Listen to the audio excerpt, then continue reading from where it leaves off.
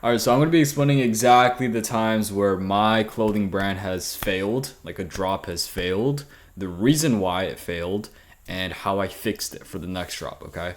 So I've had a total of like 3 drops that has failed, okay? And what I mean by failed is just like basically getting no sales. And obviously in the beginning, you just don't get any sales. That's just how it works. But aside from the beginning, so like I'm not counting my first drop, I'm not counting my second drop. Actually, matter of fact, my first and second drop sold out in a span of a couple days. So obviously, eventually, some of these products did sell out, right? I'm not saying that none of these products moved, but for the first 2 weeks, as soon as they dropped, barely any sales. Okay, there's 3 scenarios on which this happened. Two of them are actually recently. Okay, maybe like a year ago, so it's not really that recent. The first one is like my third drop. Okay, so I'll just go in order. Number one, my third drop that I ever did. No, fourth drop. So pretty much for my brand, for the first 2 drops, like I sold it for pretty cheap.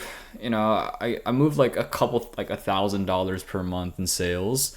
And then for my third drop, I finally got a viral video and I ended up making like 6K in like 2 days. Okay, I made 6K in 2 days. I never restocked that product for some weird reason. And then after that, pretty much what happened is I had full confidence that I was able to sell out my next drop because my third drop did so well. So what I did was I didn't market the shit at all. I didn't do anything crazy. Pretty much just try to replicate the same exact strategy that I did for my last drop, which is just like posting TikToks. And I dropped this drop and it failed. It pretty much got, I think like 5 sales or something like that. So obviously that's not enough for a bulk order. And I believe I refunded everybody's order and I just canceled the drop, right? So I made it seem like I had a drop, but in reality, I just canceled it because there wasn't that many customers that bought the product. So I was not even able to afford the bulk order. So what I learned from that situation is that I was just too cocky. Okay, that's all I learned is that I was too cocky. I thought that I could just sell out a product because I got a viral video beforehand. But I realized that just because you get a viral video doesn't mean your next drop is gonna do better, right? So I feel like that's one thing that I learned is just not to take every single drop for granted because I thought just because I got a viral video for my last drop, all of my other drops that I'm gonna drop is going to do well because of that one viral video. But unfortunately, that's not true because people move on. Nobody's gonna remember a video on TikTok about your brand, in a month, right? So that's the first thing that I learned. The second drop I had was like in the middle of my clothing brand career. So this is like 6 months in. I got a couple thousand sales. I think I made like 10K in total, maybe. And then I dropped, I believe, like mink sweaters. Okay. So these were like, I don't know, it's like mohair. I think that's a really good way to put it. A very popular brand that is popular with mohair is Marni.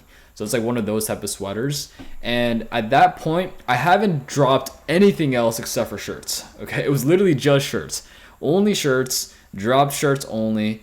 And for some reason, I wanted to drop mink or mohair type of products. I think this was during the summer too. Okay, so like it just didn't make sense. But I dropped it, I marketed it. I pretty much just like made TikToks, etc. And I dropped it, and I got like 3 sales, literally. I think the one issue I had with this one is it's not really like an issue of me not being able to sell it out.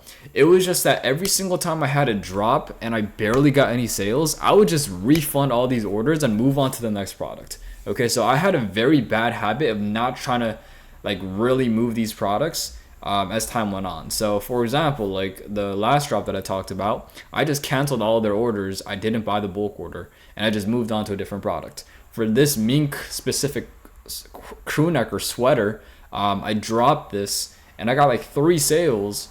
And now what I do is like I do pre-made, but back then I did pre-order, so I was able to do this. But if I got like 3 sales in like the first 2-3 days, I would just cancel all these orders and just get rid of the product and not sell it anymore. Which is funny because as time went on, people in my comment section were asking for that mink sweater, okay? Because it was a pretty good product. The problem is that I was too much of a biatch to actually take that product and try to sell it, because I was too scared, like, oh, what if I don't get any sales? What if I lose money on my inventory? So because of that, I just canceled all the products or canceled all the orders and didn't drop it. So what I learned from that situation is you have to sometimes try to move products even if you don't think it's going to sell, right? So for example, for me, right, I have a brand right now, flower.la, blah, blah, blah. Most of my products do move, okay? I would say 90% of them move. There are the 10% of products that just don't move at all, but like that's every brand's like that. But the percentage of your products moving is way greater than having a product that just doesn't move at all, okay? Unless it's like little dog shit type of design. If it's just like a basic design, minimalistic type of design or some shit like that, you're bound to get sales eventually if you put it on sale. Maybe people just want to buy it, like an additional product for free shipping or some shit like that. So I realized that, I shouldn't actually just cancel the product if like nobody wants it in the beginning, because making that decision in the first 2 to 3 days once you drop the product is pretty risky. Obviously for me now, I'm not even able to do that because I do everything pre-made. But in the beginning, I did everything pre-order. So every time I got a couple sales and not that many sales, I would just cancel the order and just move on to another product, hoping that I can just find another winning product. But in reality, the product wasn't bad. I just didn't have enough time to actually market it. So that was the second thing that I learned. The third and final one is actually when I rebranded my brand. So I rebranded my brand. I think it's been a year now. So I think it's been a year. When I first rebranded it, I had a new collection. This is where my most popular thermal was actually dropped as well. And I dropped this, I guess, collection, and I think I did like 20K in a month, right? Which isn't bad. But the problem is I spent like 40K. I spent like 40K before that, I think. So I spent like 15K, I believe 20K just on inventory because everything was pre-made.